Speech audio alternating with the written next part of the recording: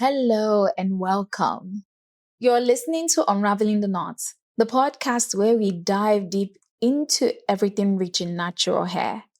I'm your host, Ganiat Salami. I'm a beautypreneur, natural hair enthusiast, and your go-to person for real hair conversations that actually shift how you see and care for your hair. I mean now. It's spring, at least in the US, and I'm so glad because I just feel like the spring season is a time for renewal. It's a time for things feeling lighter and ease just coming your way. And I wish you guys all that and more this season. If you're joining us for the very first time, you're welcome. You picked a great episode to start with. Please subscribe, share, and bring your people in. Be generous with the vibes here. And to our returning listeners, my wonderful UTK family members, you guys are the real ones, though. Thank you for showing up. You already know how much I appreciate you.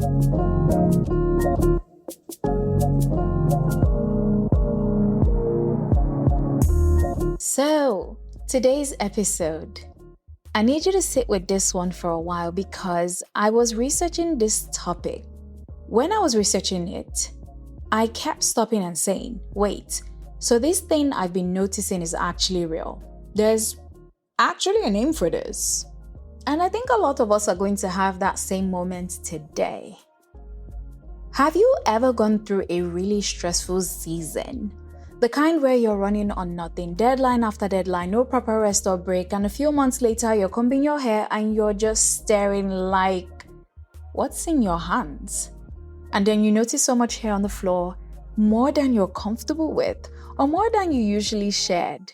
And you might first think, wait, what the heck is happening?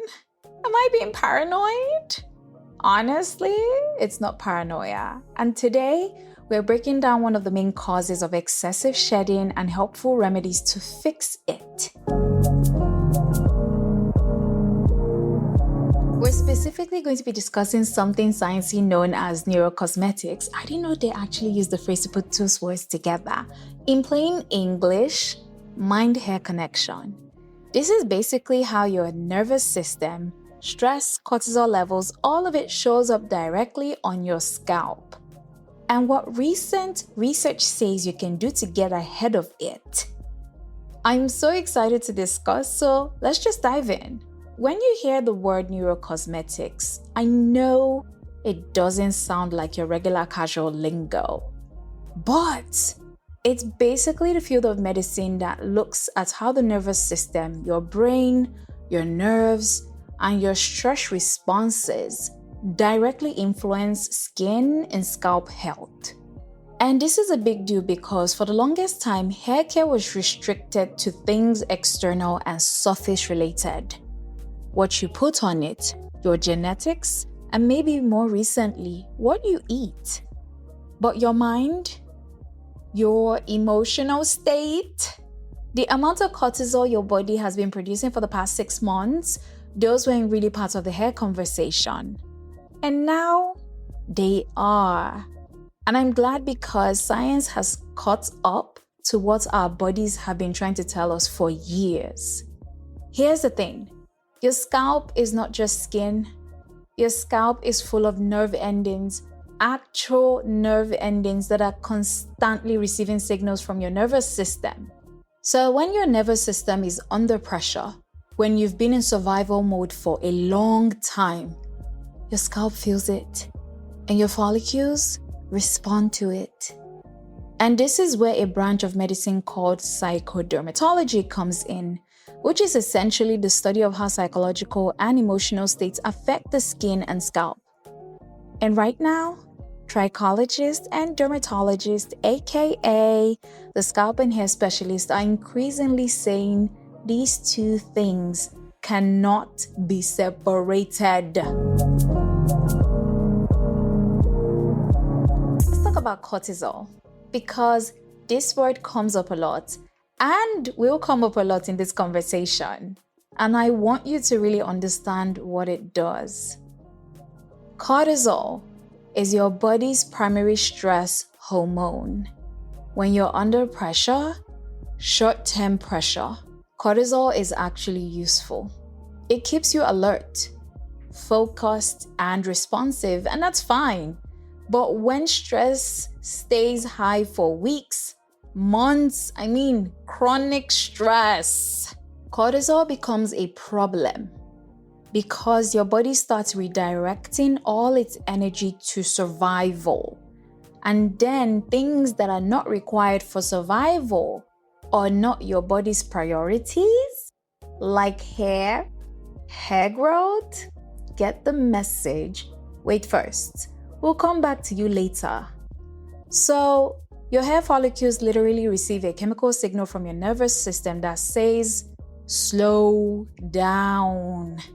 And then 2 to 3 months later, not immediately, but later, those follicles shed all at once, which is why you sometimes can't connect the shedding to that stressful period because the timing is delayed. This phenomenon is called telogen effluvium. And no, that's not a Harry Potter spell. Telogen effluvium is when a significant number of follicles get pushed prematurely into the telogen phase, which is the resting phase, and then sheds. It's one of the most common causes of sudden increased hair shedding, and stress is one of its biggest triggers. And I want to be honest here, because I think sometimes we see shedding and we go straight into panic mode. We start changing products, deep conditioning twice a week, and doing everything we can think of topically. But if the root cause is your nervous system, my dear, no product alone is going to fully address that. You have to go deeper. From my experience, I'm very cautious when it comes to stress. There's been times whereby I have experienced stress, but I try to watch it very carefully. And here's the part of this conversation that I think is most important, because there's a whole group of people experiencing this who would never describe themselves as stressed. High-achieving professionals, entrepreneurs like myself, busy mothers who are also running businesses. People are doing incredibly well by every external measure. Hitting their goals, showing up, performing, but internally, our nervous systems have been in overdrive for years. And I'm also guilty of this. I worked corporate, I worked 9 to 5, and I was also running my business. And I think I got stuck in that cycle of being a hamster in a hamster wheel. And eventually, you just get tired.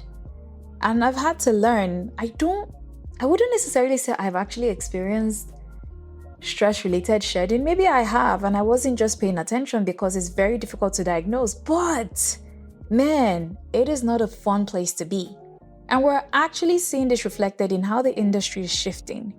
You see busy cities like Lagos, New York, Atlanta, Chicago, Miami. Guys, these busy cities now, and even suburban areas, people are just working like crazy, right?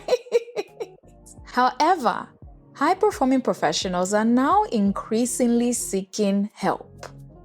And they're seeking it through something called trichological therapy. This combines traditional scalp treatments with mental health coaching, because the trichologists and dermatologists doing this work have realized that you cannot separate the two. And I think that's such a powerful thing, because it tells you that this issue is not a niche one. This is something that affects real people who are carrying a lot, and whose hair is the first place that the story becomes visible. So, if you've been experiencing more shedding, shift in hair density, changes in your texture, and you've tried the products and the routines and nothing seems to be sticking, the question you should be asking is not just, what product am I using, but what has my body been going through? So now let's switch gears for a moment. What are practical ways to reduce stress-induced shedding? But first, I want to say this clearly, and I say this with every science-focused episode we do these days. What I'm about to share is based on current research and emerging conversations in hair science.